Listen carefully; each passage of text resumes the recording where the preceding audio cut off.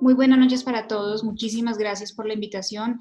Agradecemos a todos por estar aquí presentes hoy, al doctor Eberto Muñoz por estas grandiosas ideas que tiene, por tenernos como sus compañeros, al equipo de trabajo, al doctor Lombera y a todo el equipo de Vitalis México, por esta gran invitación y la maravillosa organización que hemos tenido. Para nosotros es un placer estar con ustedes y esperamos que el tiempo que nos resta para acompañarlos sea de su utilidad para la práctica de todos los días. Buenas noches para todos y nuevamente muchas gracias, doctor Eberto, por la invitación y a Vitales México por invitarnos a participar en este ciclo de conferencias.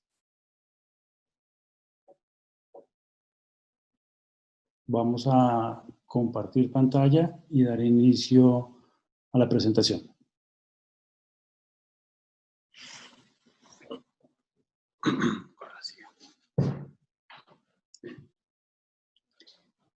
Bueno, muy bien. Entonces vamos a dar inicio. Bien, entonces la conferencia va a estar dividida en dos partes. La primera parte es recomendaciones de pseudoanalgesia en época de pandemia en COVID-19 en diferentes escenarios y la parte inicial la vamos a enfocar hacia la parte de fuera de quirófano. La segunda parte, que es la parte que tiene organizada Eugenio, la va a organizar en relación a sedación en cuidado intensivo. Así que sin más preámbulo vamos a dar inicio a esta conferencia.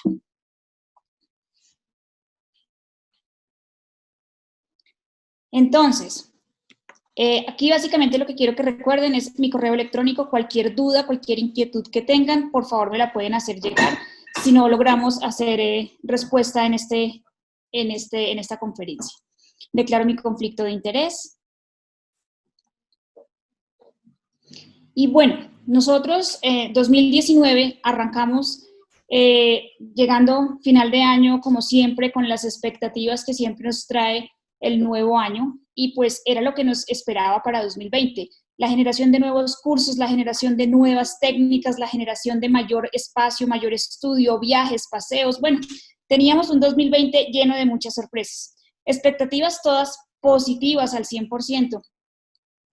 Pero desafortunadamente nos sacaron de la zona de confort.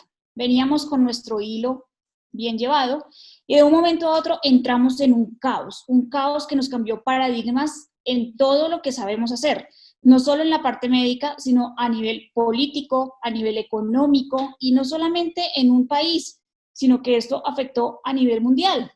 Todo gracias a una pequeña partícula viral que ni la vemos, pero que nos ha alborotado la vida a todos.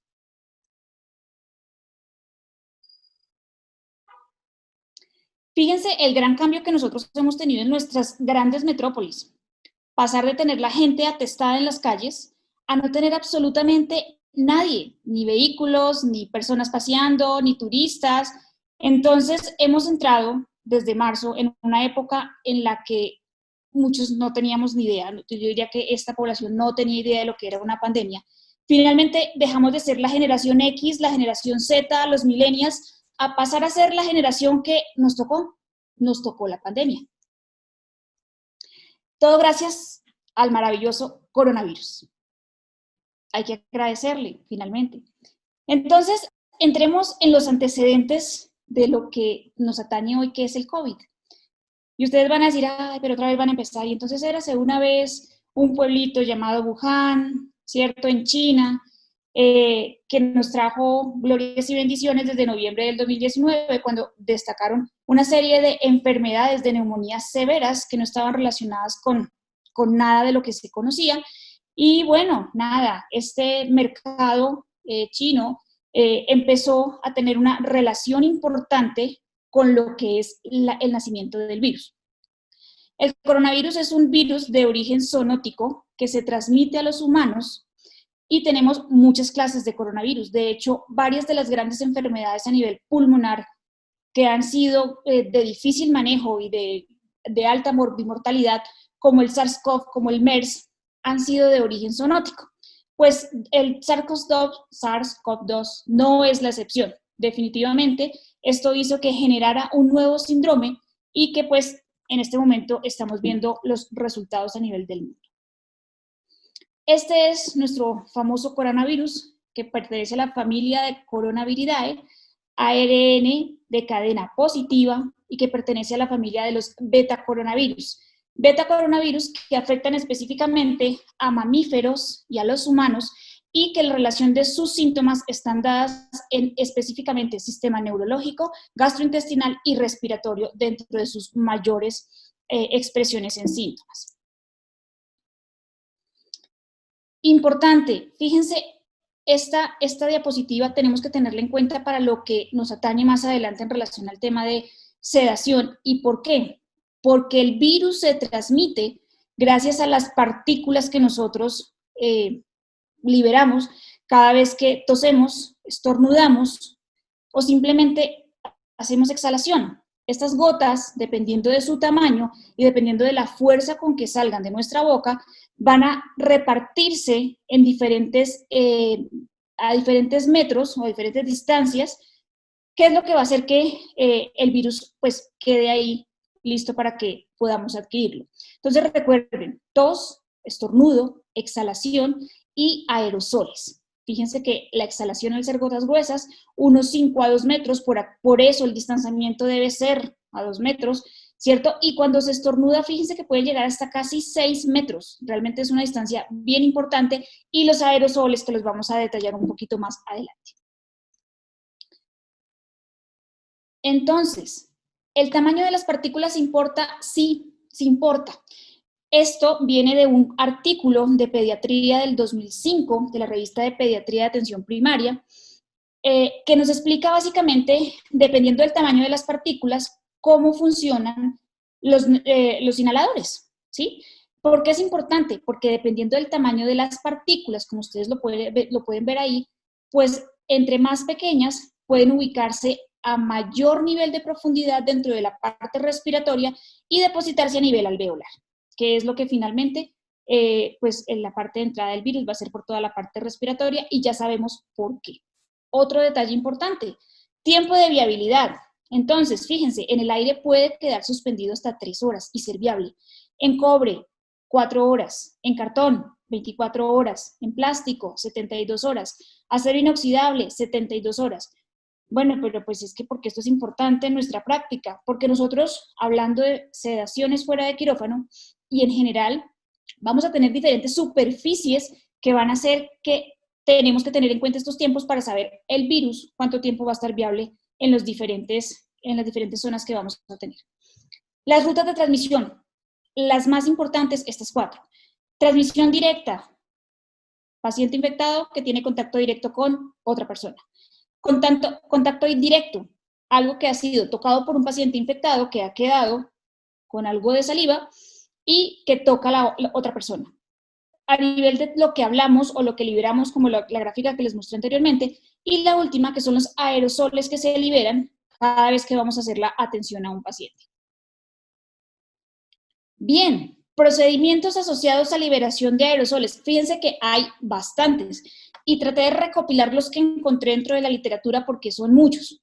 Ventilación manual, intubación orotraqueal, ventilación mecánica no invasiva, traqueostomía, las cricos, las fibros, succión de la vía aérea, extubación de los pacientes, toracotomía de resucitación, suturas de heridas penetrantes, necropsias, todo lo que tenga que ver con terapia respiratoria, nebulizaciones y todos los procesos a los que estén asociados a terapia, ventilación de alta frecuencia, ventilación en decúbito prono, procedimientos odontológicos, la parte de las compresiones en reanimación cardiopulmonar, endoscopias y colonoscopias, retiro de gastrostomías, inserción de sondas nasogástricas, realización de ecos transesofágicos, atención de lo que llamamos la parte ginecológica, hablando de atención y trabajo de parto, incluyendo todo lo que implique el pujo en estas pacientes. ¿Por qué? Porque hay liberación de aerosoles. Entonces, fíjense que son muchas, y seguramente que ustedes miran, hay alguna otra, pero aquí hay que hacer un alto. ¿Por qué hay que hacer un alto? Porque todo lo que yo les he dicho es lo que han venido ustedes escuchando a través de las múltiples conferencias que hemos escuchado en estos últimos 4 meses de pandemia. Entonces, es donde empieza lo chévere. ¿Por qué vamos a hacer un alto? Porque es que no solamente nos enfermamos de COVID, tenemos enfermedades que son no transmisibles, y esto es solamente América, y estamos hablando de América del Sur, América del Norte, enfermedades cardiovasculares, cáncer, enfermedades respiratorias crónicas, diabetes, y todas las enfermedades que ustedes puedan imaginarse, pacientes que desean embarazarse y tienen problemas de fertilidad, pacientes que requieren algún procedimiento odontológico para mejorar su salud oral, se siguen enfermando de otras cosas. Entonces nosotros no solamente podemos quedarnos así, porque así estamos. Tenemos nuestra visión dirigida al COVID, ¿sí? Solo pensamos en COVID, desayunamos COVID, noticias COVID, los amigos COVID, y pues todo el trabajo que nosotros tenemos desde los diferentes escenarios en donde nosotros estemos participando. Entonces, hay que sacar del librero las especialidades que también necesitan el aporte que nosotros podemos dar desde nuestra especialidad para poder seguir haciendo estos procedimientos y poder atender adecuadamente a estos pacientes.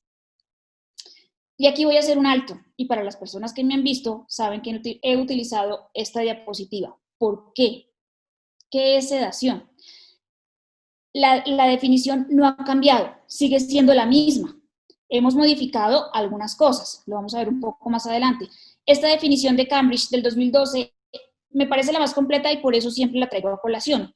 Técnica anestésica de administración de sedantes hipnóticos, amnésicos y ansiolíticos con o sin analgésicos para inducir una alteración variable del estado de conciencia de un paciente, permitiéndole que tolere procedimientos diagnósticos y o terapéuticos molestos o dolorosos de manera confortable y segura, preservando su estabilidad cardiopulmonar. Fíjense que es grande, pero engloba absolutamente todos los objetivos que nosotros vamos a querer brindarle a un paciente durante una sedación. Pero esto es sedación a grosso modo, quiere decir, implica todos los escenarios. Si queremos ser un poquito más específicos, entonces vamos a ver lo que implica hacer anestesia en un consultorio. Y está definida como la capacidad clínica, organizativa y administrativa para la práctica de actos propios de la especialidad durante los procedimientos quirúrgicos o diagnóstico-terapéuticos efectuados en dicho escenario con sedación o pseudoanalgesia. Bien, entonces, ¿por qué es importante que recordemos esas dos definiciones? Palabras claves. Porque es que ahora nosotros hablamos de pseudoanalgesia, correcto, pero es que también tenemos otras siglas que están asociados al mismo tema y es importante tenerlos en cuenta cuando vamos a hacer búsquedas en la literatura en relación al tema. Office-based anesthesia, anestesia fuera de quirófano, monitoreo asistido controlado de la anestesia, procedimientos de pseudoanalgesia. Fíjense que todo va hacia el mismo objetivo, ¿sí? A pesar de que lo encontremos de maneras diferentes, de acuerdo a la literatura, si es europea, si es americana o si es latina. Esto es algo que yo he venido impartiendo a lo largo del tiempo y es la división o clasificación de la sedación. La sedación se clasifica en dos escenarios, intraquirófano y fuera de quirófano. Intraquirófano, conocemos cuáles y no nos vamos a detener acá. Fuera de quirófano tenemos otros dos escenarios, escenario intramural y escenario extramural. Cuando hablamos de un escenario intramural estamos hablando de sedación en UCI, sedación para procedimientos diagnósticos en imágenes diagnósticas, procedimientos para gastroenterología cuando las unidades quedan dentro de las clínicas. Fuera de quirófano y extramural hablamos de los procedimientos que se realizan fuera de los ambientes hospitalarios y los hacemos en un consultorio, en un edificio que puede tener al lado una oficina de abogados o de ingenieros, ¿sí? A lo que voy es que no tenemos el mismo andamiaje que podemos tener dentro de un hospital. Perfecto, tenemos ya todo armado, reconocimos definiciones y sabemos y recordamos un poquito de lo que nos decían del COVID. Listo, ahora sí podemos armar la conferencia, busquemos, vamos a PubMed, COVID y sedación. hasta el día 27 de julio, 53 resultados. Ok, sigamos buscando.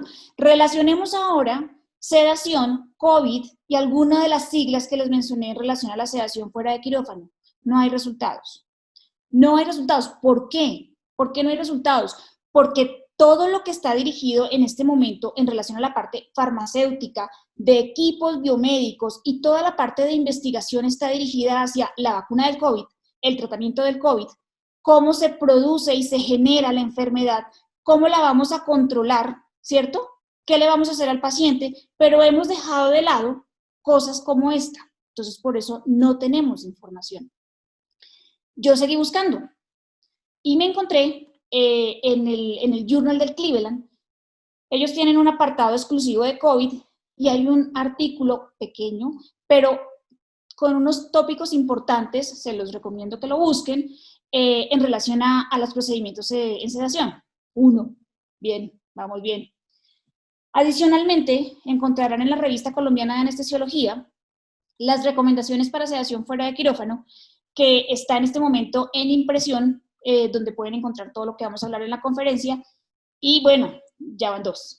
Entonces, en esto, más lo que encontramos de la literatura, es lo que vamos a tener para la conferencia. Pero ¿y entonces qué hacemos ahora? Si es que no tenemos material para poder hablar, ya se acabó la conferencia. No, es importante que revisemos entonces cómo vamos a tener nuestro paciente para llevarlo y hacerle su procedimiento. Primero, clasificación y direccionamiento del paciente. Perfecto. Estas definiciones es para poder hacer la clasificación de nuestro paciente. Paciente COVID positivo, con o sin síntomas, que tiene una prueba PCR positiva. Perfecto, ya, salió. Sospechoso COVID positivo. Todo paciente con un cuadro clínico de infección respiratoria, independientemente de su gravedad, pero que no tenga prueba confirmatoria. Ok, bien. Potencial transmisor. En este momento, hablando específicamente de América Latina y América también del Norte, nos encontramos en una fase de mitigación, donde en los diferentes escenarios hay algunos que ya han llegado al pico, ¿cierto? Otros que estamos llegando, pero ahí estamos. Entonces, en este momento, como la circulación está local, ya lo tenemos aquí de amigo, entonces hay que buscar el nexo epidemiológico de contacto dentro de la población. Por lo tanto, en este momento, aquí todos somos potenciales transmisores. Importante, ya tenemos cómo clasificar el paciente. Ahora vamos a darle una dirección. Bien, entonces, procedimiento hay que hacérselo. Entonces hay que clasificarlo, si es urgente o si no es urgente, si es selectivo o si es urgente. Si el paciente tiene COVID y es selectivo, pues nada, vamos a diferirlo, no es urgente. Pero si el procedimiento es urgente, vamos a hacer valoración riesgo-beneficio del procedimiento y la recomendación es que este procedimiento se haga en una institución de tercer o cuarto nivel. Listo. Sospechoso de COVID. Si es selectivo, diferimos. No hay que ponernos a hacer aquí de superhéroes. Si es urgente, ok, intervengámoslo, hagámoslo, pero de nuevo, vámonos a una institución de tercer o cuarto nivel. O sea, estamos hablando sedación fuera de quirófano muy posiblemente, pero a nivel intramural, 0 extramural. Pero tenemos el tercer escenario y es en el que estamos todos como potenciales transmisores. Entonces, si el procedimiento es selectivo o es urgente, hay que hacer intervención. Y aquí podemos hacerlo, bien sea en una institución de tercer o cuarto nivel, o en las salas de procedimientos ambulatorios. Luego aquí el escenario se nos vuelve a dividir. Podemos hacerlo intramural o extramural, de acuerdo a las siguientes recomendaciones que vamos a mencionar. Perfecto, ya clasificamos, y ya direccionamos. Ahora vamos a hacer valoración de riesgo. ¿Riesgo para quién? Riesgo para el equipo de salud que va a prestar el servicio, riesgo del paciente y riesgo también del entorno del paciente. Bien, ¿y cómo hacemos esto? Las diferentes sociedades aquí en Colombia han venido trabajando de manera importante en la elaboración de diferentes consensos que han venido actualizándose con el paso de los meses. El consenso de la Sociedad de Infectología, junto con otras sociedades, sacó su último número en el que hace recomendación de la utilización de una encuesta epidemiológica, en el que aquí se complementan 2 cosas. Uno es verificación de síntomas y contacto cercano con pacientes que han sido positivos. Y 2, la parte de la del uso, de la adecuada adherencia del autocuidado del paciente, que nos va a dar dos herramientas. Una para saber si el paciente tiene algún nexo en el que nos puede hacer que no solamente es potencial, sino a lo mejor sospechoso. Y segundo, si no tienen buena adherencia con la parte del autocuidado, hacer educación para que esto mejore. Perfecto. Bueno, y entonces, ¿y por qué no le hacemos una prueba? Es más fácil, si sabemos si tiene o no tiene. Sí, no. ¿Por qué? Es fácil, no se enreden. Fíjense, esta gráfica fue elaborada por la Sociedad Española de Atención Primaria, en donde dividen las fases de la enfermedad y las relacionan con la parte de las pruebas. Entonces, las letras, contagio, inicio de síntomas, hospitalización, ingreso a UCI y defunción, y están los porcentajes. En la línea de las X tenemos los días, ¿cierto? Abajo, en cafecito, tenemos las pruebas, PCR, IgM, IgG y los periodos, ¿cierto? Perfecto. Entonces, ¿por qué sí sirven o por qué no sirven? Las pruebas serológicas, estamos hablando de IgM e IgG, solas no sirven, ¿sí? IgM básicamente nos muestra el momento, la M de momento. El paciente está con infección activa y ligada con la PCR. Si ambas están positivas, pues nada es positivo hasta que se demuestre lo contrario. La IgG básicamente nos va a decir, hombre, esta es la memoria de que el paciente tuvo la enfermedad y que es lo que desafortunadamente no se mantiene en el tiempo, ¿sí? Porque más o menos 47 a 60 días puede marcarnos una IgG positiva de un paciente que estuvo expuesto al COVID. Ya. Así que sola tampoco nos dice nada. Por lo tanto, hacer pruebas serológicas porque sí, no es una herramienta útil. Ahora, la PCR, ¿qué pasa con la PCR? Resulta que sí, realmente es valioso que la tengamos, pero recuerden algo, tiene una especificidad muy alta, pero una sensibilidad no tan alta, que empieza a subir esta sensibilidad en el momento que empezamos a tener sintomatología. ¿Por qué? Porque a mayor sintomatología, mayor liberación del virus, y esto va a hacer que nuestra prueba, por supuesto, se convierta en positiva. Y que si un sintomático tiene una PCR positiva, nada que hacer, es positiva hasta que se demuestre lo contrario. Entonces, ok, pero pues si sirven, entonces ¿por qué no las hacemos? El paciente asintomático se le hace una PCR y puede salir positiva, ok, sabemos que sí es, pero puede salir negativa y es aquí cuando la sensibilidad no nos ayuda. ¿Qué pasa? Decimos, está negativo, además está sintomático, entonces, perfecto, va bien. No, ya, ese es un falso negativo y podemos tener un paciente que es positivo con una prueba que nos está dando una falsa ilusión de seguridad. Listo, entendimos la diapositiva. Sigamos entonces. ¿Sí o no hacemos las pruebas? Pues fíjense que el último consenso, y hablando del de infectología específicamente, junto con las directrices del ministerio, y hablo de Colombia, no recomienda, y esto es una recomendación fuerte a favor, no recomienda la realización de pruebas diagnósticas previas a la realización de procedimientos quirúrgicos, dada la baja capacidad para diagnosticar infección por SARS-CoV-2 en pacientes asintomáticos. Listo, resolvimos una pregunta. Pero adicionalmente nos recomiendan el uso de un cuestionario prequirúrgico para la tamización de probable infección previo a la cirugía. Aquí nos toca confiar en el paciente, porque desafortunadamente hemos visto que dichas pruebas, dichas encuestas son altamente eficientes, pero desafortunadamente, pues nuestros pacientes a veces, porque les hagan los procedimientos, nos dicen mentiras. Entonces, ese es el pequeño detalle. Pero ya tenemos claridad en las pruebas, ¿cierto? Pero bueno, hicimos el filtro. Para agendar al paciente le hicimos la encuesta. Para valorarlo le hicimos la encuesta.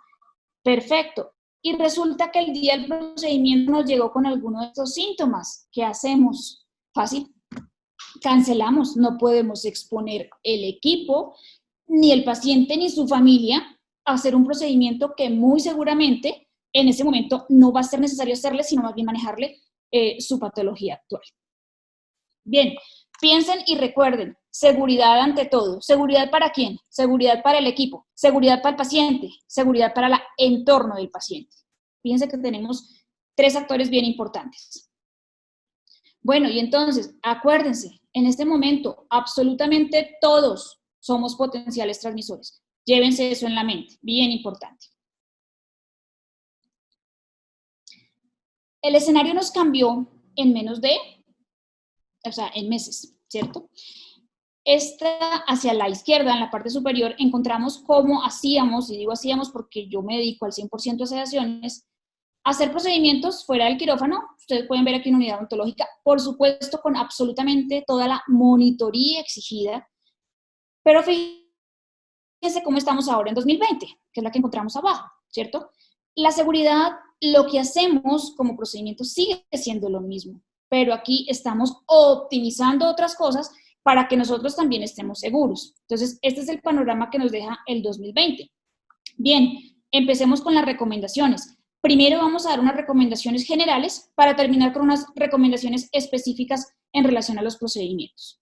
Primero, nuestros dos pilares van a estar centrados en lavado de manos, 5 momentos dados por la OMS.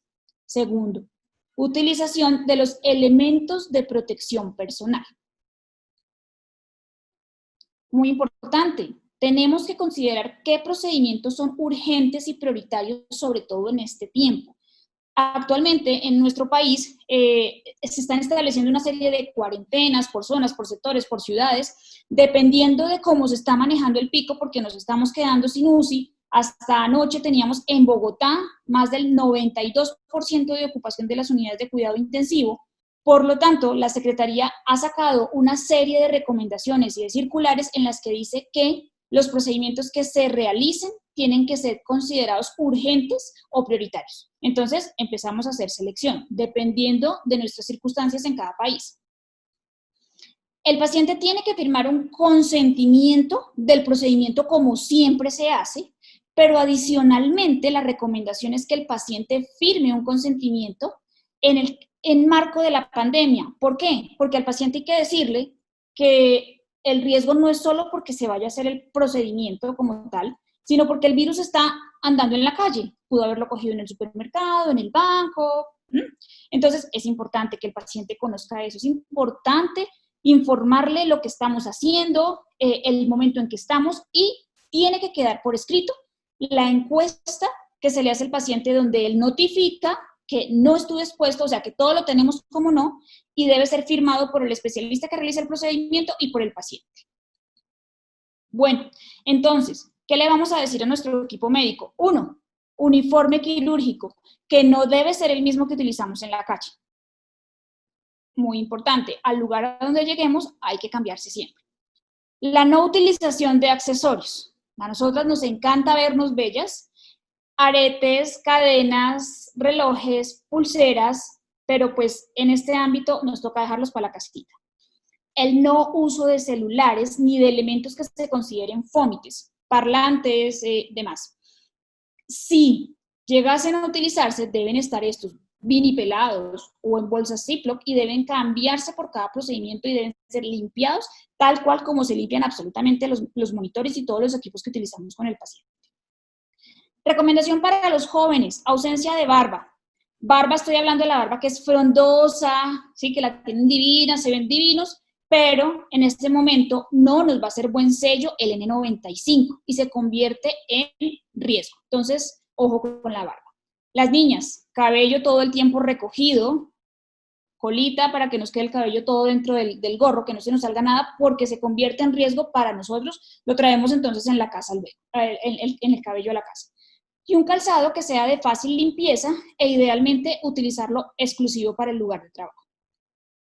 Bien, estas imágenes son sacadas también del consenso de la Sociedad de Infectología y es supremamente práctico. Aquí ellos ahí recomiendan cómo debe estar la secretaria, la de servicios generales, bueno. Aquí solamente vamos a centrarnos en cómo debe estar el personal que atiende al paciente, específicamente hablando aquí del anestesiólogo y del auxiliar de enfermería que lo acompaña. Entonces, como estamos considerando que estos procedimientos pueden llegar a requerir ventilación manual en algún momento y sabemos que la ventilación nos favorece la liberación de aerosoles, consideramos entonces que nuestro procedimiento es generador de aerosoles, por lo tanto vamos a tener la vestidura de la izquierda, que la diferencia entre una y otra son 2 cosas. 1, el que libera aerosoles va con N95, el que no, con mascarilla quirúrgica normal. Y 2, la protección facial, que en este momento se considera que puede ser protección ocular solo con gafas o la protección completa con la careta. ¿Listo? Bien, perfecto. Ya sabemos cómo vestirnos. Pero más que cómo vestirnos, bueno, ahora sí es como nos vemos en nuestros procedimientos, es importante saber el retiro de los elementos de protección personal. Desafortunadamente, el personal médico que ha contraído la enfermedad cuando está trabajando en pacientes que tienen COVID o son sospechosos, han contraído la enfermedad en el momento del retiro, ¿sí? Y es básicamente porque en algo fallamos. Entonces, las recomendaciones son: 1, evite la contaminación tanto para usted como para los demás y el entorno. Tenga a alguien al frente que le esté recordando los pasos para que usted no lo vaya a hacer mal. Y quítese primero de lo más contaminado a lo más limpio. Por lo tanto, arrancamos con los guantes y la bata. En este momento hay algunas personas que recomiendan los 2 guantes y es no porque se proteja más, sino porque los guantes que quedan abajo son los que usted va a manipular su ropa y son guantes que están considerados como limpios. Entonces, eso va a decisión del consumidor. Segundo, higienícese. Siempre que haga un paso, higienícese las manos. Quítese la protección ocular siempre de atrás hacia adelante. Lo mismo que la mascarilla, de atrás hacia adelante, higienización de manos. Los pasos no son difíciles, pero hay que hacerlo sin que se nos olvide ninguno. Bueno, pero al paciente, ¿qué le vamos a decir? ¿Cómo le vamos a decir que llegue? Hay algunos países que tienen ya como norma la colocación de tapabocas siempre que esté fuera de su casa. Colombia lo tiene como norma exclusiva. En los países que no, la recomendación es que debe llegar el paciente con tapabocas convencional al procedimiento, lavado de manos al ingreso del consultorio, uso de gel, verificación de temperatura con los termómetros a distancia, inclusión de dicha temperatura dentro de nuestros signos vitales y debe ir con un acompañante. Aquí la fotico tiene 4 porque es la familia, pero debe ser un solo acompañante. Recomendación: mayor de 18 años, menor de 65 años, teniendo en cuenta nuestra población de riesgo. Deben ser también, haber hecho la encuesta al igual que el paciente, deben haber contestado a todo que no. También se les hace verificación de temperatura, igualmente debe ir con tapabocas y también debe hacer el lavado de manos y el uso de gel. Bien, ahora, ¿qué hacemos en el consultorio? ¿Qué le vamos a decir al odontólogo, al gastroenterólogo, al ginecólogo? Doctor, ¿cuál es su protocolo? Cada institución debe tener un protocolo establecido para que se pueda cumplir y de esta manera uno no se salte ninguna de las cosas que tiene que tener en cuenta. Primero, los consultorios deben tener marcación de dónde se puede y dónde no se puede sentar. No podemos tener la misma cantidad de gente que teníamos antes, por lo tanto el agendamiento debe separarse, debe prolongarse entre paciente y paciente. ¿Para qué? Para que no tengamos tumulto de gente allá afuera. Y segundo, para que podamos hacer la desinfección entre paciente y paciente para poder hacer el siguiente procedimiento. Bien, ¿y qué hacemos con la valoración? Listo, valoración presedación que debe ser telemedicina. Telemedicina que ahorita está aprobada para la realización de la misma, donde tenemos que hacer énfasis en la evaluación de la vía aérea del paciente y los antecedentes, hacer la evaluación de riesgo, por lo tanto es el momento en que nosotros debemos hacer la encuesta, explicar las recomendaciones previas al procedimiento, hablaremos luego, cuando hablemos solamente de sedación, qué recomendaciones son. Debemos hablar de los consentimientos que va a firmar, tanto el del procedimiento como el de COVID. Entonces, fíjese que es bien importante que tengamos ese acercamiento con el paciente. Bien, llegamos a la parte específica de nuestro procedimiento y para la parte específica tenemos que recordar nuestros 3 momentos. 1, presedación. 2, sedación. 3, postsedación. Primer momento, el momento de la presedación. ¿Qué vamos a tener en cuenta? Fíjense que la ruta es la siguiente. Entonces, retirar todo el material utilizable del consultorio, como cuando vamos a hacer un procedimiento contaminado en salas. Tener, y esto no es nuevo, equipos de reanimación, desfibrilador, la parte médica y farmacológica y de manejo avanzado de la vía aérea en el consultorio. Esto es de vital importancia y esto no cambia. Cubrir, y aquí esto sí, los monitores y las bombas de infusión con fundas plásticas o papel de vinilo que nos quede fácil para la limpieza de los monitores sin que los vayamos a afectar. Tener disponible fuente de oxígeno, bien sea que tenga el consultorio o los cilindros de oxígeno que deben estar debidamente cubiertos también de fácil limpieza. Los medicamentos anestésicos y los insumos que vamos a utilizar con ese paciente deben estar preparados antes del ingreso del paciente. Tenemos que realizar una lista de chequeo, como lo dicta la OMS, que actualmente debemos estar realizando en cada procedimiento, pero adicionalmente debemos agregar que todo el personal de salud tiene los elementos de protección completos. Debemos desechar todos los medicamentos e insumos que se utilizaron con el paciente. Esto tampoco es nuevo, lo tenemos que hacer con todos desde antes. Pero aquí, más que nunca, no es que quedó ese poquito de propofol, no. Todo por paciente. Mantener las puertas cerradas durante el procedimiento. ¿Por qué? La recomendación que hay en la literatura es que deben haber recambios de aire, como lo hay en las salas quirúrgicas, o tienen que tener presión negativa. Desafortunadamente, en la mayoría de nuestros países, las salas con presión negativa son muy escasas. Por lo tanto, lo que tenemos que tener es zonas muy bien ventiladas, idealmente que no nos generen presión positiva. O sea, si vamos a abrir las ventanas y si abrimos la puerta, pues generamos presión positiva y todo lo que teníamos en el consultorio se nos va para el hall o para el estar de los pacientes. No, entonces tenemos que tener puerta cerrada para poder hacer una buena ventilación del consultorio donde estamos con el paciente. Y adicionalmente, utilizar la menor cantidad de personas posibles que estén dentro del consultorio. ¿Qué quiere decir esto? Quiere decir que si nosotros tenemos personal en formación, no es el momento para que continuemos teniendo 10 personas ahí al lado nuestro, ¿sí? No es el momento. Entonces, muy importante estos puntos. Listo, terminamos con el primer momento. Segundo momento, llegamos al momento de la sedación. Perfecto, ¿qué tenemos que tener en cuenta? Disponibilidad de todos los elementos necesarios que vayamos a necesitar, ¿cierto? Que todos los equipos estén funcionando, eso hace parte de la lista de chequeo. Revisar que la monitoría esté completa, acceso venoso permeable, medicación para utilizar completa. Aquí es donde viene el cambio, o no el cambio, sino como la recomendación. Medicamentos de acción y eliminación rápida, como el propofol. ¿Por qué? Porque necesitamos que el paciente se recupere rápido y se vaya a su casa rápido. No necesitamos un paciente que se quede 3 horas en recuperación, que lo tengamos ahí de a gratis exponiéndolo y exponiéndonos. Entonces, recomendación. Garantice, ojo, el paciente debe tener tapabocas puesto aún por encima de los equipos de administración de oxígeno. No es que, se me quedó, no tengo, no traje. Se cancela el procedimiento. O tienen ahí a la mano o algo hacemos. Plan A, plan B, plan C, pero hay que tener la mascarilla puesta.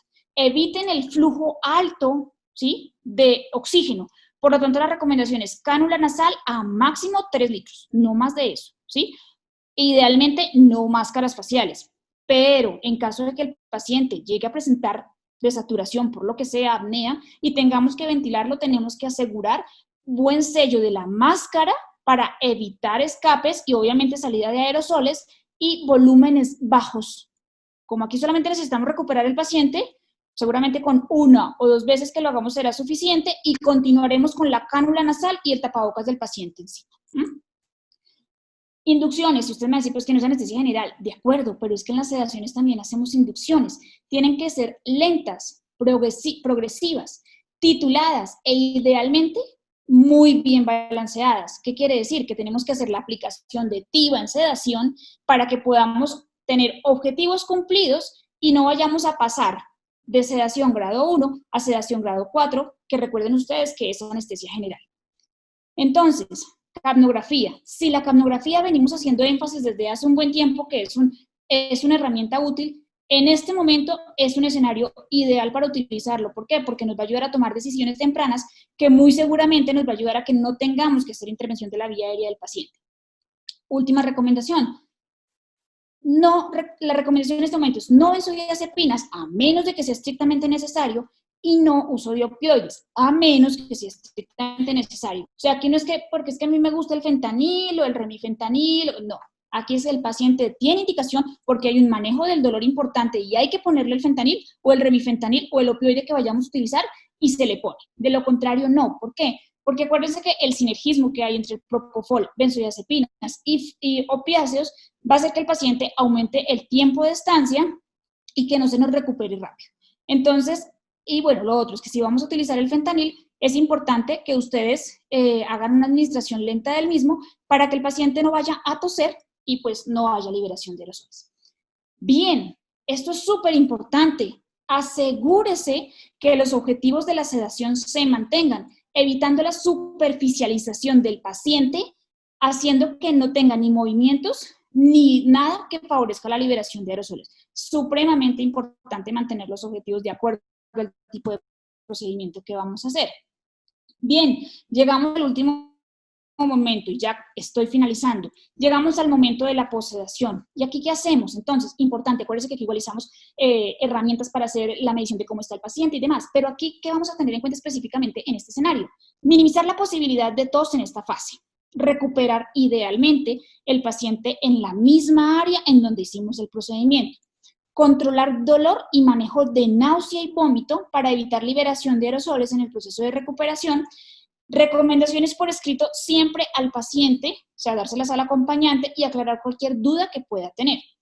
Y recuerden, hagan una parte de seguimiento epidemiológico y es básicamente que ustedes puedan verificar que ese paciente que vieron hoy a los 7 días no arrancó síntomas o a los 14, porque acuérdense, estamos con un potencial transmisor, pudo incluso estar asintomático y empezar sus primeros días y a los 7 es cuando va de pronto a presentar síntomas. Entonces es muy importante poder tener esa parte epidemiológica por seguridad, de nuevo, para todos.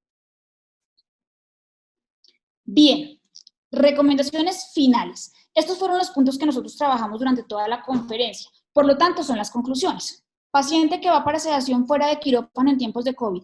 1. Clasifíquelo y direcciónelo. 2. Haga valoración de riesgo. 3. Pilares en la atención, lavado de manos y adecuada utilización de los elementos de protección personal. 4. Tenga en cuenta los tips de los 3 momentos de la sedación que les mencioné y con eso seguramente ustedes van a lograr una atención segura a su paciente. Sedación es una palabra que reúne o es una técnica que reúne muchas cosas. Tranquilidad, responsabilidad, seguridad, calidad, específicamente hablando fuera del quirófano. La sedación es un arte y si siempre lo hemos manejado como algo fino, en este momento tenemos que ser mucho más sutiles con cada una de las intervenciones que hacemos. La sedación es una cosa espectacular y tenemos que hacer que siga siendo igual de espectacular para nuestros pacientes, los especialistas y para nosotros mismos. Estamos en un tiempo de cambios, doctores. Hemos tenido que cambiar el chip para todo, el paradigma de absolutamente todo. En la casa, en el trabajo, absolutamente todo. Por lo tanto, los invito a lo siguiente. La vida no es esperar a que pase la tormenta, ni intentar abrir el paraguas para no mojarte. Es aprender a bailar bajo la lluvia y los invito a que aprendamos a bailar bajo esta lluvia de incertidumbre para que podamos ser satisfechos con cada una de las atenciones que hacemos. Muchas gracias.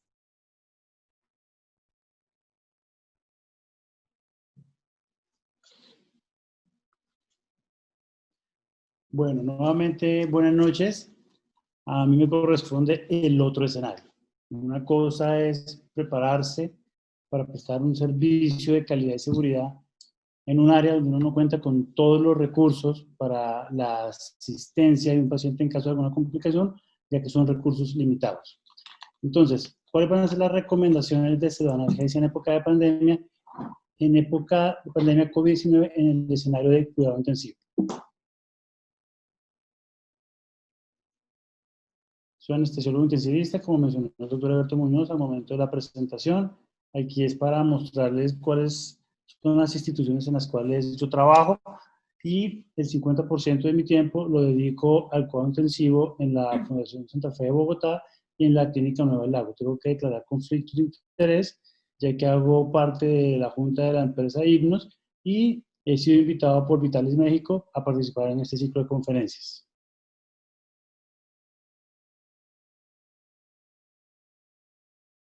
Al igual que la doctora Liliana, cuando me invitó a participar y que hablara específicamente de sedación en época de pandemia COVID, hice una búsqueda bibliográfica, me dirigí a PubMed, limité únicamente al año 2020 el término sedación, con los cuales obtuve 1.773 resultados.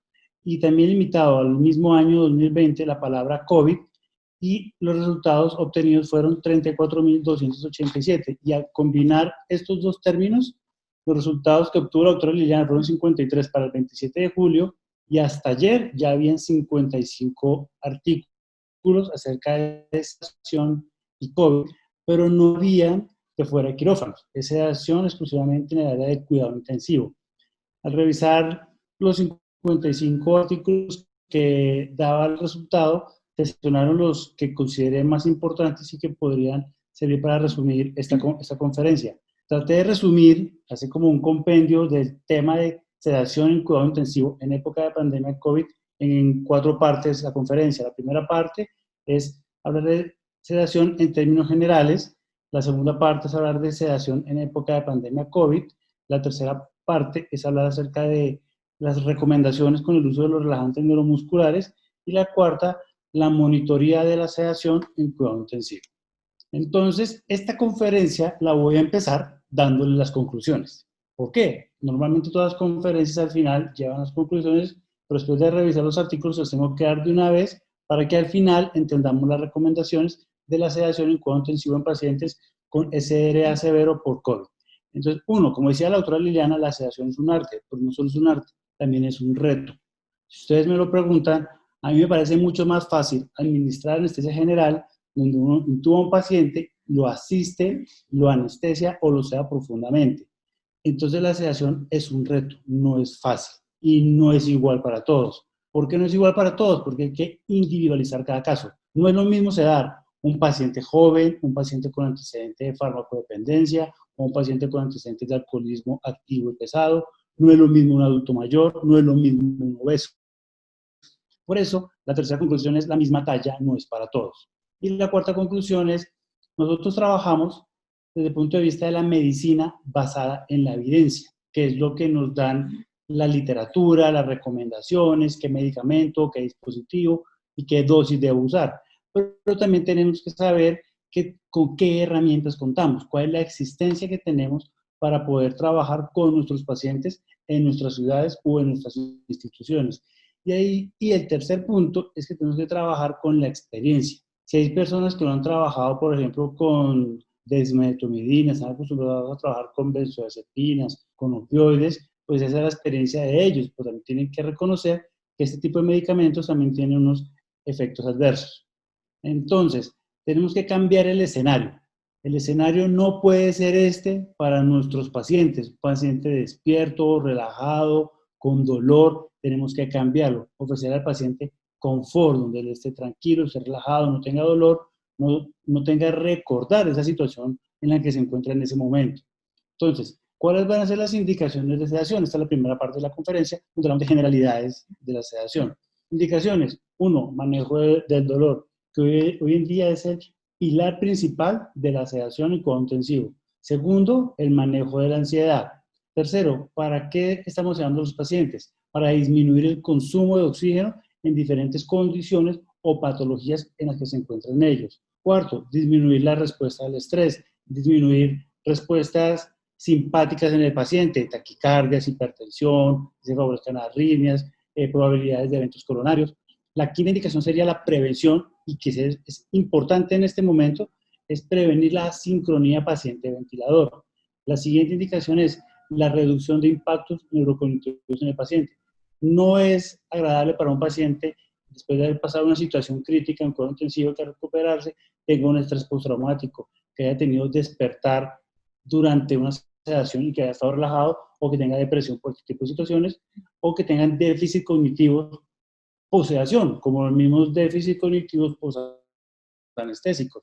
Y adicionalmente, reducir los eventos relacionados con la ventilación mecánica, como la neumonía asociada al ventilador, y disminuir la prevalencia o la frecuencia de traqueostomas en los pacientes cuando nos demoramos en emergerlos de la sedación, de despertarlos, porque una un tiempo o a encontrar despertares muy agitados, difíciles de despertar en los pacientes. Siguiente diapositiva. Hay un artículo de New England Journal of Medicine que es del año 2014, donde ellos explican cuáles son las causas e interacciones del dolor, la agitación y el delirio en los pacientes. Causas de dolor en los pacientes. Recuerden, en este momento, el principal pilar de manejo de la sedación es el dolor. ¿Qué genera dolor en los pacientes en cuidado intensivo? Una mala posición, una posición antálgica, estar pronado, que no esté adecuadamente posicionadas las almohadas o los rollos para protección y prevención de depresión. Procedimientos que se hacen en la unidad, por ejemplo, la terapia física puede generar dolor en los pacientes, los cambios de posición también pueden generar dolor, la misma intubación, el mismo tener el tubo endotraqueal puesto también genera dolor en los pacientes. Estos son temas generales de sedación. La sedación en pacientes postquirúrgicos, en grandes traumas también, los accesos vasculares, cada vez que funcionamos un paciente múltiples veces para un acceso venoso central, le duele. Las punciones arteriales radiales duelen mucho, se los digo por experiencia, me hicieron despierto. Y todo eso genera dolor. Imagínense un paciente que no se puede mover, que no puede retirar el brazo, que no se puede quejar, eso genera una descarga simpática en él. También que genera en los pacientes la agitación. La agitación puede estar dada por la restricción física. En algunas oportunidades nos toca inmovilizar a los pacientes. ¿Por qué? Porque si uno no lo inmoviliza, el paciente puede ocasionar disrupción de los tratamientos terapéuticos, extubaciones no programadas, retiro de los accesos, retiro de una sonda vesical con un trauma uretral, la inhabilidad de poderse comunicar porque está intubado, está haciendo no está sincrónico con el ventilador, adicionalmente puede tener ansiedad, y todo esto, la agitación y el dolor puede generar delirio, además de los medicamentos que utilizamos. Pues el delirio también puede tener unos factores de riesgo propios del paciente, la avanzada, otras enfermedades, comorbilidades médicas, enfermedades neurológicas, trauma craneoencefálico en los pacientes, pacientes que consumen sustancias, sea por abuso de las mismas o son medicamentos de uso crónico, como las benzodiazepinas en alguna población. Ese artículo llevó a que la Sociedad Francesa de Anestesiología y Reanimación mostrara cuáles han sido los cambios en los paradigmas en el manejo de la sedación en UCI, y realmente debería llamarse pseudoanalgesia en cuidado intensivo. Ellos evaluaron que en el año 2000 el objetivo era sedación, que el paciente estuviera sedado, que no se moviera, que no peleara, que estuviera tranquilo todo el tiempo. Más adelante ellos se dieron cuenta al hacer la revisión bibliográfica sobre el año 2008 que la sedación sí era el objetivo principal, pero el objetivo era mantener al paciente con confort, y en esos 5 años, de 2008 a 2013, se dieron cuenta que la analgesia también habría que incluirla como uno de los objetivos de sedación. Por eso en el año 2013 le dieron al dolor, al manejo del dolor, la analgesia, el pilar principal. Segundo, era la agitación, pero se dieron cuenta que los pacientes empezaban a presentar delirio. Entonces, ¿qué tuvieron que hacer? Cómo identificar un delirio en un paciente, cómo diagnosticarlo y empezar a cómo manejarlo. Y ya después, al completar esta decena de años, se dieron cuenta en el año 2018 que el dolor sigue siendo el manejo principal, pero con un manejo multimodal, no únicamente basado en opioides. Adicionalmente, continuar con el manejo de la sedación para el manejo de la agitación. ¿Y qué buscaban ellos? Sabían que los pacientes que estaban sedados y principalmente con benzodiazepinas podían hacer delirio. Entonces, ¿qué medidas no farmacológicas o farmacológicas podrían utilizar para prevenir el delirio en los pacientes? Y se dieron cuenta que había algunas condiciones médicas, clínicas o patologías que en algunos casos van a requerir la inmovilidad o relajación neuromuscular, que es como la población que tenemos hoy en día. En el año 2017, la Sociedad Europea de Cuidado Intensivo publicó un artículo donde ellos daban 10 consejos para la sedación en cuidado intensivo. Para la sedación en cuidado intensivo, este es el ideal. Este sería el ideal para la atención de todos los pacientes. Pero es algo porque no podemos lograr todos esos objetivos en todos los pacientes, pero debemos tratar de buscarlos. Primero es priorizar la evaluación y el manejo del dolor en los pacientes. Lo primero que hay que manejar en los pacientes es el dolor.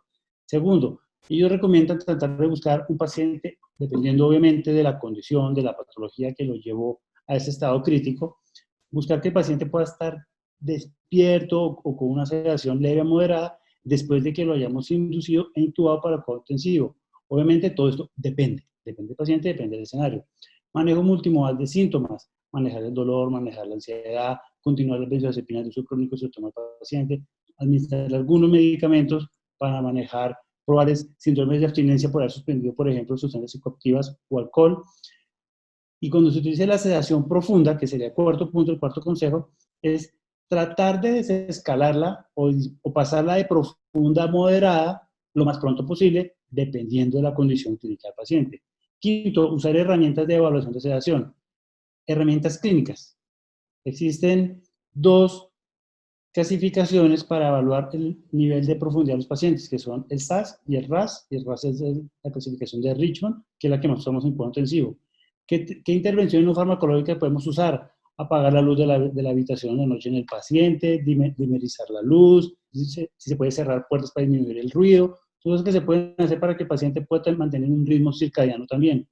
Tratar de evitar el uso de las benzodiazepinas, este sería el ideal. Sé que no se puede, aún las usamos, pero si las vamos a usar en infusión, tratemos de usarlas a dosis bajas, no tan altas, por el riesgo de delirio en los pacientes, sobre todo en el adulto mayor.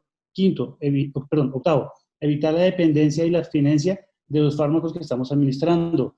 Fentanil, por ejemplo, grandes dosis, altos días, puede generar dependencia en los pacientes o abstinencia, por lo cual tenemos que utilizar unas terapias farmacológicas para tratar de disminuir ese riesgo de abstinencia. En la medida de lo posible, de acuerdo a la condición del paciente, retirar los catéteres, accesos venosos, sondas uretrales que ya no sean necesarios, dependiendo del paciente. Si el paciente ya tiene una sedación moderada, leve, tranquilo, colaborador, y si no hay necesidad de hacerle contención física, tratemos de no hacerla. Y una recomendación importante es no aumentar la sedación en la noche. Antes se consideraba que en la noche debíamos profundizarlos un poco más porque la noche se hizo para dormir, pero no debemos hacer eso porque eso nos puede atrasar el despertar del paciente, sacarlo de la sedación y nos puede prolongar el tiempo de estancia en cuidado intensivo. Existen terapias farmacológicas para que el paciente pueda dormir sin necesidad de aumentar la sedación en la noche. Ellos mismos se dieron cuenta que los pilares son manejo del dolor, manejo de la ansiedad, manejo de la agitación y el insomnio. Como les decía, entonces, herramientas de evaluación para el manejo del dolor, existen unas escalas, la BPS y la CPOT, que son para evaluar si el paciente está presentando dolor estando bajo sedación. Manejo de la ansiedad, como unas primeras diapositivas, el paciente con la cara apretada, eso es una clasificación para ver que el paciente está con mucha ansiedad y que todavía no está bien sedado. Para la agitación, escalas de RAS y de SAS. Y para el insomnio, reunirse con el equipo de enfermería, de terapia es necesario para ver el paciente cómo pasó la noche, si pudo dormir, si pudo descansar durante su estancia en la unidad. ¿Qué herramientas no farmacológicas se pueden utilizar para el manejo de estos 4 puntos? Entonces, una atención centrada en la familia del paciente, una cultura de la sensibilidad, tener comunicación con el paciente, con la familia. Ese sería el ideal, no en este momento. Que los horarios de visita fueran más prolongados, que la familia pueda estar con el paciente, terapias espirituales si la persona es creyente, musicoterapia también. En algunas instituciones han hasta permitido el ingreso de mascotas para que acompañen a las personas. Y esto ayuda como una intervención no farmacológica para prevenir el delirio en los pacientes. Y para el manejo del insomnio, en las unidades de cuidado intensivo hay luces encendidas, bombas pitando, monitores pitando, personal hablando, a veces hablando más fuerte cuando hay una emergencia en un unidad de cuidado intensivo. Entonces, los pacientes en los que se pueda utilizar audífonos, disminuir el ruido, máscaras oculares para disminuir la intensidad de la luz, si no es posible, dimerizar la luz en la habitación. Y en cuanto a las terapias farmacológicas, son las herramientas que tenemos. Para el manejo del dolor, los opioides, medicamentos no opioides como el paracetamol, otros analgésicos como la ketamina o, dependiendo de la condición del paciente, bloqueos regionales. Para el manejo de la ansiedad, hablan de benzodiazepinas y la recomiendan de forma intermitente. Para el manejo de la agitación, usar alfa-2 agonistas como la clonidina, utilizar propofol o benzodiazepinas o antipsicóticos. Para el manejo del insomnio se está recomendando, para no tener que sedar más al paciente en la noche, lo que se recomienda en este momento es el uso de la melatonina. Entonces, ¿qué ha pasado? Ese sería el ideal. Esas son las generalidades de la sedación en cuidado intensivo. ¿Qué pasó? Como decía la doctora Liliana, en el año 2019 era una cosa, la expectativa del 2020 era una, pues la realidad es otra. Estamos viviendo y trabajando así. Tenemos unidades de cuidado intensivo sobresaturadas. Las instituciones han tenido que multiplicar el número de camas, aumentar el número de monitores, de ventiladores, adquirir más de esos equipos para poder trabajar con los pacientes, incorporar más personas a las unidades de cuidado intensivo para atender a los pacientes. Aquí tenemos una unidad de cuidado intensivo con muchos pacientes por COVID, tenemos que poner pacientes, requieren intervenciones, vigilancia y monitoreo de la sedación. Entonces, aquí las cosas ideales nos empiezan a cambiar un poco, de una manera importante. Entonces, desde que se dijo a nivel mundial que teníamos una pandemia por el SARS-CoV-2, muchas instituciones a nivel internacional empezaron a desarrollar múltiples guías para prevención, diagnóstico, tratamiento e intervenciones en el paciente con un COVID por SARS-CoV-2. Los primeros fueron los chinos, que pues obviamente fue la primera población afectada por esta infección, pero también la Organización Panamericana de la Salud publicó unos guías para el cuidado del paciente crítico por COVID-19. En la Universidad Mar del Plata de Argentina, ellos publicaron un documento, que es este que está acá, donde dice cuáles son los medicamentos que tenemos que tener para atender a los pacientes con este tipo de patología, porque ya existe desabastecimiento. En España también sacaron una guía, y a nivel nacional en Colombia, la Asociación Colombiana de Infectología y la Asociación Colombiana de Cuidado Intensivo ya han desarrollado y han publicado y han actualizado unas guías para la atención de estos pacientes. ¿Qué dicen todas estas guías con respecto a la sedación en el paciente en cuidado intensivo que tiene un SDRA severo por SARS-CoV-2? Es, si el paciente tiene un SDRA severo, este paciente requiere una sedación profunda y en muchas oportunidades puede requerir también relajación neuromuscular. Ese es lo que dicen todas estas guías con respecto a la sedación en cuidado intensivo. ¿Cuál sería el sedante ideal? Sería un medicamento que fuera de corta duración de acción, un medicamento que nos pueda producir amnesia, analgesia, que sea ansiolítico, que genere una menor cantidad de metabolitos activos en el paciente, que no produzca o tenga menor depresión respiratoria, que nos ofrezca estabilidad hemodinámica, que tenga menores efectos neurocognitivos residuales y que en algunos casos pudiera producir inmovilidad. Este sería el medicamento ideal, pero desafortunadamente no existe. Contamos con estas herramientas desde hace muchos años y hemos incorporado unas pocas recientemente. Tenemos las benzodiazepinas que hemos usado durante mucho tiempo, se ha incluido el propofol, la desmetomidina, el remifentanil, opioides como el fentanil, morfina e hidromorfona. Estas son las herramientas que tenemos hoy en día. ¿Qué es importante en esta diapositiva? Los efectos adversos. Entre más dosis de un medicamento, más probabilidad de efectos adversos. Por eso, una de las recomendaciones al final va a ser utilice 2 o 3 sedantes a dosis bajas que hagan sinergismo para disminuir la probabilidad de esta cantidad de efectos adversos en el paciente. Entonces, ¿qué sucede hoy en día? La Sociedad Francesa de Anestesiología y Reanimación publicó un artículo recientemente hablando de cómo debe ser el ideal de la sedación en cuidado intensivo en los pacientes con COVID-19. Entonces, ¿cuáles deben ser los objetivos de la sedación en los pacientes con SDRA severo? Mejorar el intercambio gaseoso, mejorar el transporte de oxígeno y disminuir la lesión pulmonar inducida por el ventilador. Pero esto es una balanza. Uno tiene que administrar unos medicamentos para buscar esos objetivos. Entonces, hay que sedar el paciente. Hay que definir si es con o sin relajación neuromuscular. Hay que saber y tratar de identificar tempranamente cuáles pueden ser las complicaciones asociadas a la sedación. Recordar que muchos de estos medicamentos pueden producir vasodilatación y llevar a inestabilidad hemodinámica. Por esa razón, los pacientes pueden llegar a requerir soporte vasopresor. Adicionalmente, si usamos relajantes neuromusculares, con altas dosis y por tiempos prolongados, el paciente puede presentar neuropatías o miopatías asociadas al cuidado intensivo. Recordar que entre más dosis y más tiempo va a ser mucho más difícil el retiro de la sedación y esto en términos de costos nos va a aumentar por los insumos y por la estancia prolongada en la unidad de cuidado intensivo.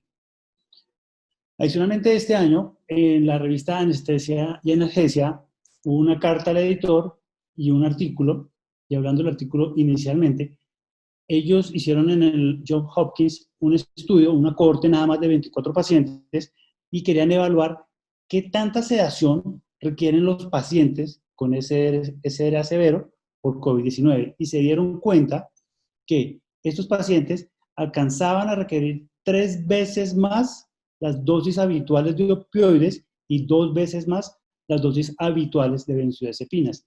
Y la carta al editor ya lo había dicho, donde ellos decían que ya se había observado en su experiencia clínica que los pacientes que estaban sedados requerían más dosis de sedantes. Entonces estaban tratando de hacer un análisis de por qué.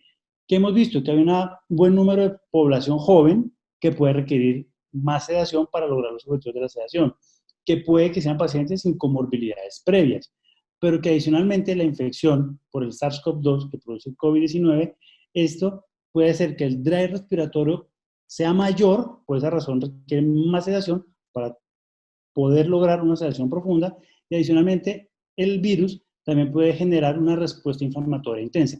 Por esa razón puede requerir más dosis de sedantes este tipo de población, y la conclusión es esto: esta población requiere más altas dosis de sedantes, pero entre más altas dosis de sedantes, mayores probabilidades de complicaciones. Por ejemplo, usando el midazolam, acumulación de medicamentos, el mismo delirio, usando desmetomidina, puede haber tolerancia y taquicardia en los pacientes. Si utilizamos propofol por un tiempo prolongado que supere las 48 horas, entramos en la ventana de riesgo del síndrome de infusión por propofol. Si lo utilizamos haloperidol por horario o dosis fijas, aumenta el riesgo de prolongación del QT. Si utilizamos ketamina, tenemos efectos psicomiméticos y el uso de los opioides nos puede llevar al riesgo de hiperalgesia inducida por opioides. ¿Qué propusieron ellos? Ellos propusieron aquí empezamos ya a hablar de cuáles son las recomendaciones de sedación en esta población específicamente. Listo. Entonces, esa es una primera recomendación. Entonces ellos dicen, este paciente que tiene un SDRA severo va a requerir asistirlo ventilatoriamente en un modo controlado. Si la pregunta es no, si el paciente no está dentro de ese grupo de población que requiere sedaciones profundas, que tiene un SDRA severo, son pacientes que se pueden beneficiar de ventilaciones soportadas por presión. Y los vamos a sedar con una sedación leve a moderada y ellos recomiendan con propofol o dexmedetomidina y recordar siempre utilizar opioides y no opioides para el manejo del dolor. Pero si este paciente tiene un SDRA severo y si requiere un modo controlado, hay que definir acá, ¿este paciente tenemos que relajarlo? ¿Sí o no? Si no requiere relajación y tenemos un buen drive respiratorio, este paciente lo podemos llevar a una sedación moderada y no tan profunda. Pero si es una sedación profunda y si es con relajación, ellos dicen, sedaciones profundas con propofol, pero ojo con el riesgo de síndrome de infusión por propofol. Un CB de benzodiazepinas, dosis bajas, dosis de rescate en caso de agitación y siempre vigilar la parte hemodinámica del paciente. Y aquí ya empiezan a hablar los franceses del uso de anestésicos inhalados para la sedación en pacientes con COVID. Y si ellos dicen, la recomendación es, si el paciente lo van a relajar, trate de utilizar relajantes preferiblemente de manera intermitente. Si tiene que montar infusiones, trate de no hacerlo por más de 24 a 48 horas. Pero si el paciente está con infusión, debe estar monitorizado. El paciente debe tener un tren de 4 para vigilar la respuesta motora durante la sedación. Ellos que recomiendan que se utilicen dosis únicas para los momentos que nos toque pronar al paciente. Y las conclusiones de ellos son, haga un manejo individual de la sedación, priorice el manejo del dolor, ajuste la sedación basada al tiempo. Es diferente el paciente que acaba de llegar a urgencias, que tuvieron que intubarlo, ventilarlo, pasarlo a la unidad de ventilarlo, está en la fase inicial de su choque, de su hipoxemia severa. Entonces, ese paciente se beneficia al principio de sedaciones profundas y de acuerdo a la evolución, ir cambiando la sedación. No hay que mantenerla, de pronto hay que bajar la dosis para llevarlo a otro plano. Y utilizar la mínima cantidad de medicamentos necesarios para lograr un adecuado RAS o un adecuado BIS, que vamos a ver más adelante. Aquí, ¿cuál es el desafío? El desafío es que tenemos que adaptar el ventilador mecánico al paciente y no al contrario. Entre uno más cede el paciente, más probabilidades de asincronías con el ventilador. Aquí hay otra propuesta. La anterior a la propuesta de la Sociedad Francesa es otra propuesta de manejo para la sedación en el paciente en cuidado intensivo. Ellos lo llaman las escaleras analgésicas y escaleras sedativas. Con respecto a la escalera analgésica, ellos empiezan a utilizar medicamentos no opioides, usan acetaminofén y depende de la condición del paciente. Si el paciente, además de la infección por el SARS-CoV-2, tiene una infección bacteriana sobreagregada, pues normalmente no utilizamos paracetamol por el riesgo de ocultar una fiebre en el paciente, no verificar si está teniendo una respuesta inflamatoria sistémica y perder de pronto la posibilidad de cultivarlo y saber cuál es el germen que está asociado a la infección que pueda tener. Pero si llega al caso se puede usar, utilízalo, medicamentos no opioides, que también no se puede usar, pero sobre todo si hay condiciones quirúrgicas asociadas a la condición actual del paciente. ¿Ellos qué dicen? Que lo ideal sería utilizar opioides administrados por horario, ¿correcto? Pero desafortunadamente, como les mostraba en la diapositiva, como tenemos sobreocupación de pacientes en las unidades, es difícil, porque una enfermera de pasar a manejar 2, 3 pacientes, a manejar 5, 6, ella no puede estar pasando cada 30 minutos a colocar una dosis, por eso pues toca colocar las infusiones de opioides.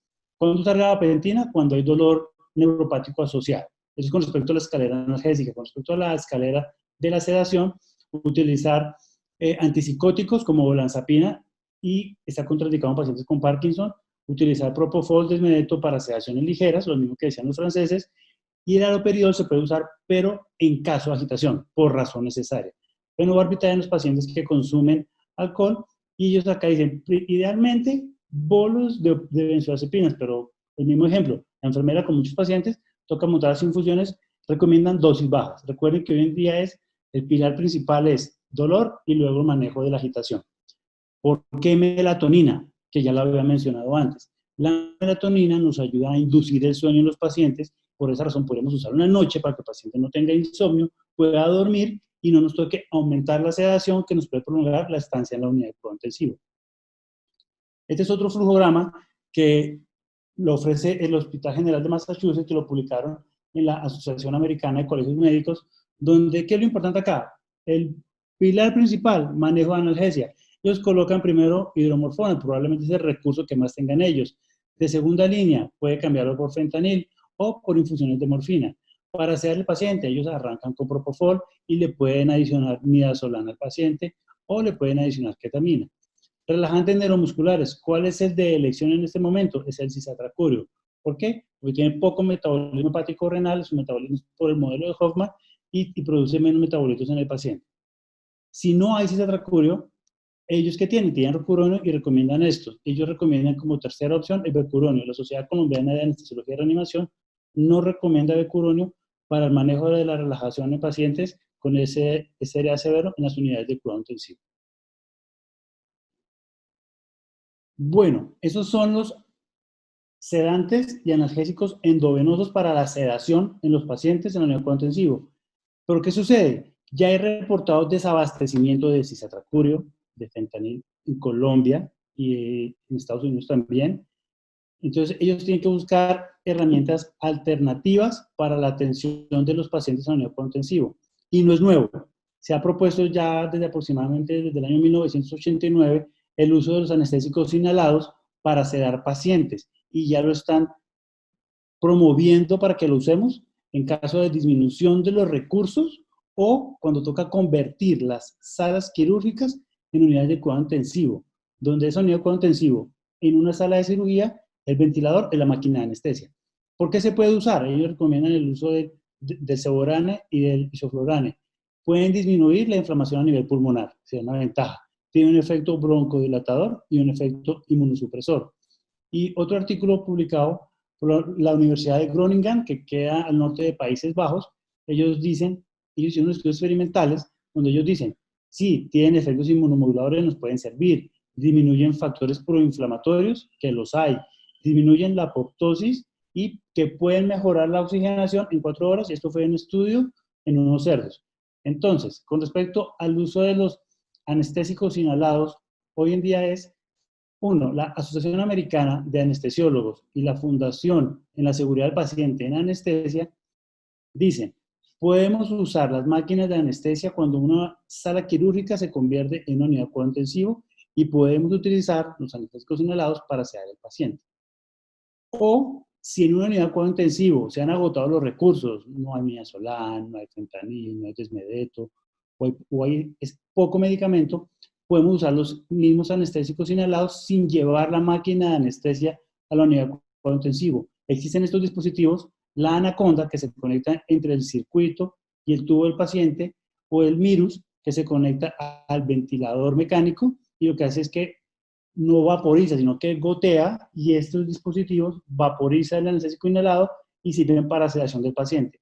Y nuevamente, la Sociedad Francesa de Anestesiología y Reanimación hablaron de cuál sería el MAC ideal de sedación en los pacientes que estén requiriendo sedación con anestésicos inhalados. Ellos dicen 0.8, el N-Tidal, del Seborane, y la publicación de la Sociedad Española, donde también ellos hablan acerca del uso de los anestésicos inhalados, realmente es medio MAC de cada uno de esos anestésicos inhalados. Entonces, el isoflurane entre 0.3 a 0.7% y el sevoflurane entre 0.5 a 1. Hubo un par de cartas al editor en la revista Anestesia y Analgesia, donde ellos hablaban que había que repensar cómo debe ser el tema de la sedación durante esta época de pandemia, porque se ha visto que los pacientes que ingresan en unidad de cuidado intensivo, que requieren ventilación mecánica, el tiempo promedio de asistencia ventilatoria es de más o menos de 12 a 15 días, son tiempos prolongados. Y ellos insisten en lo que se dijo en los consejos de la sedación en cuidado intensivo, sedación individualizada, como les decía, no es lo mismo un adulto mayor, un joven, persona que consuma algún tipo de sustancia. ¿Y recomiendan sedaciones profundas? Sí. ¿Para qué tipo de población? Pacientes con hipoxemia severa y pobre compliance pulmonar. Adicionalmente, ellos dicen, si el paciente tiene buena compliance pulmonar y la hipoxemia ha mejorado, puede pasarlo a una sedación leve o moderada. Y siempre hacer evaluaciones a la cabecera del paciente. Y ellos concluyen que una buena práctica proactiva de la sedación y un adecuado soporte ventilatorio puede llevar a reducir la duración de la ventilación mecánica de 12 a 15 días, probablemente a un par de días menos, y mejorar los resultados a largo plazo en los pacientes con la infección por el COVID-19. Y ahora hablando acerca del uso de los relajantes neuromusculares en la unidad de cuidado intensivo, ¿tiene indicación? Sí, sí tiene indicación. ¿Cuáles serían? Estos son unos ejemplos, les enumeré 4 ejemplos. Pero ¿cuál es nuestro escenario actual? Es el SRA, que puede ser moderado o severo, y se relaja al paciente que va a requerir ventilación protectora, que es lo que estamos usando hoy en día, pacientes que van a requerir la posición prona para mejorar las zonas de ventilación perfusión, mejora la compliance torácica porque puede rigidez de la pared torácica también, disminuir la hiperinflación y eliminar la sincronía del paciente y del ventilador. Entonces, ellos hacen un flujograma con respecto al SRA. Si el paciente tiene un SRA que es severo o moderado, ellos dicen, este paciente requiere bloqueo neuromuscular. ¿Cuáles son los pacientes? Los pacientes que tengan PAFIs por debajo de 150. Adicionalmente mencionan cuáles serían las herramientas farmacológicas que tenemos para relajar a los pacientes.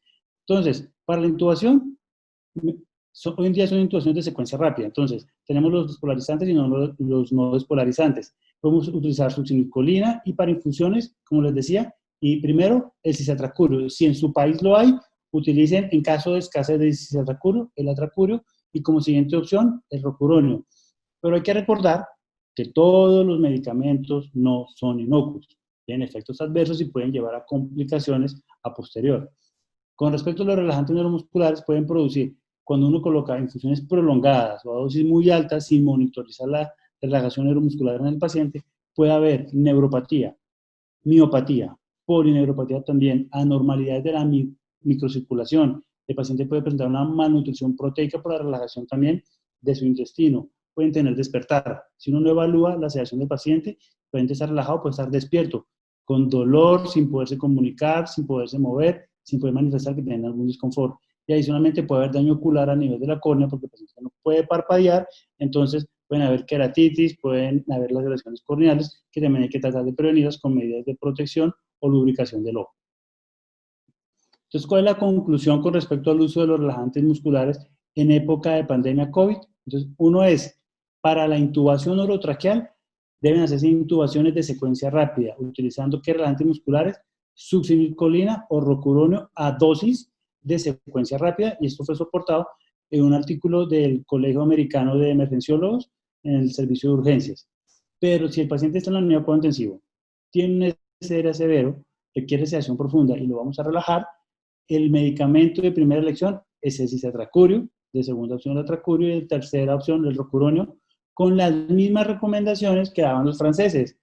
Preferiblemente dosis intermitentes. Si le va a colocar la infusión, monitorícelo con un tren de 4 donde tenga de 1 a 2 respuestas sobre 4 y lo ideal sería relájelo al momento de pronar.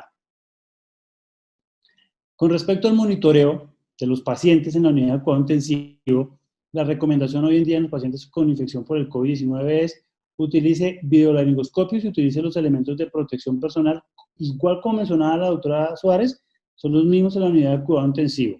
Adicionalmente, como estamos hablando de sedación y relajación, los pacientes que están sedados, el ideal, en un mundo ideal es que todos tuvieran una electroencefalografía continua, un monitoreo BIS, a través del cual uno puede valorar si el paciente está sobresedado o infrasedado, ¿correcto?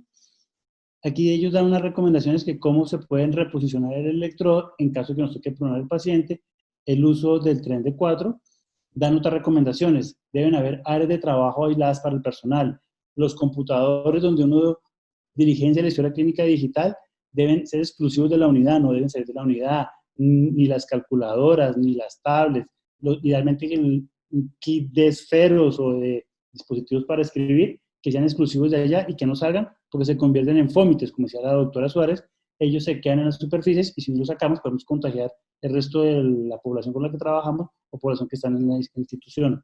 Se recomienda que todas las unidades de cuidado intensivo tengan una monitoría inteligente con una central de signos vitales para estar evitando el ingreso y egreso cada ratico a cada cubículo a hacer el registro de signos vitales de cada paciente. También se recomienda dispositivos a la cabecera del paciente exclusivo para la unidad de COVID, donde hoy en día pues cada vez toma más fuerza el uso del ultrasonido, ya que va a minimizar el requerimiento de uso de radiografías de tórax en muchos casos. También los pacientes pueden presentar algún tipo de coagulopatía, entonces el paciente deben contar dentro de la unidad con un tromboelastógrafo si tienen el recurso o un sistema Rotem. También se recomienda que la máquina de gases arteriales esté en la unidad, porque tampoco es recomendable que uno esté tomando muestras y sacándola por el pasillo, llevándola al laboratorio o llevándola a otro piso. Adicionalmente, ellos recomiendan que en caso de que ya lleguemos al pico y hayamos sobrepasado la cantidad de ventiladores, tenemos que pensar cómo vamos a adaptar las máquinas de anestesia para utilizarlas como ventiladores y aprovechar que se pueden usar para sedación también. Entonces, al principio les dije las conclusiones. Ahorita les voy a las recomendaciones finales con respecto a la sedación en este tipo de población. Entonces, cada institución debe diseñar y debe aplicar protocolos de sedación de acuerdo a sus recursos, de acuerdo a su existencia, a lo que tenga con qué trabajar. Por esa razón, debe dirigirse a la farmacia con el jefe de compras, mirar cuántas licencias tienen, cómo está el tema de compras y mirar, de acuerdo a la cantidad de cubículos en la unidad que tengan o de pacientes, hacer un conteo de cuánto están gastando en promedio para saber poderse aprovisionar de la cantidad de medicamentos que pueden necesitar. Y si hay un mayor desabastecimiento, ¿qué alternativas vamos a usar? Y si acabó el cisatracurio, ¿ya no lo relavo? ¿Tengo Tracurio en mi país? ¿O paso a Rocuroni? Sedación individualizada y multimodal. Insisto, no es la misma talla para todos, no es lo mismo para todos. El pilar principal es el manejo analgésico.